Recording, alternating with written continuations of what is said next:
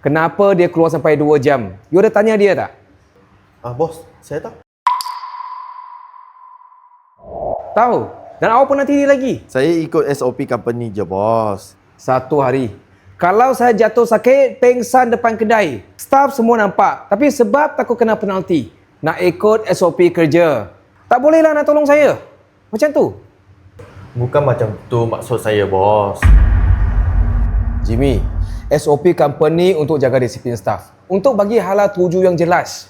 Bukan untuk hilang empati. Peri kemanusiaan tahu. Bos, saya...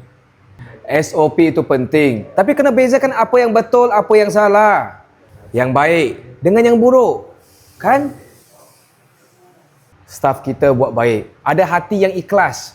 Patut kita puji. Bagi galakan. Awak pula terbalik. Penanti dia lagi. You buat macam ni. Lain kali siapa nak buat baik lagi? Hati yang mulia.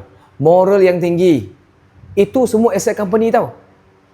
Orang macam ni yang kita perlukan. Baru company kuat. Maju. Faham, bos. Minta maaf awak. Saya harap awak jangan simpan dalam hati. Awak join lah kita balik. Boleh?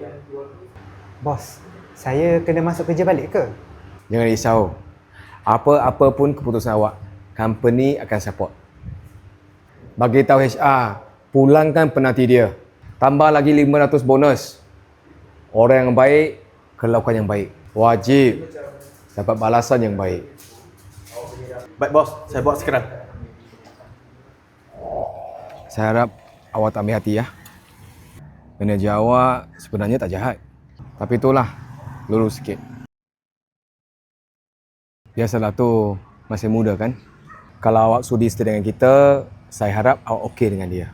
Yang penting, kalau awak rasa ada apa-apa kekurangan dalam company, jangan malu, jangan segan. Terus terang dengan saya, okey? Baiklah bos, kalau macam tu saya nak kerja balik.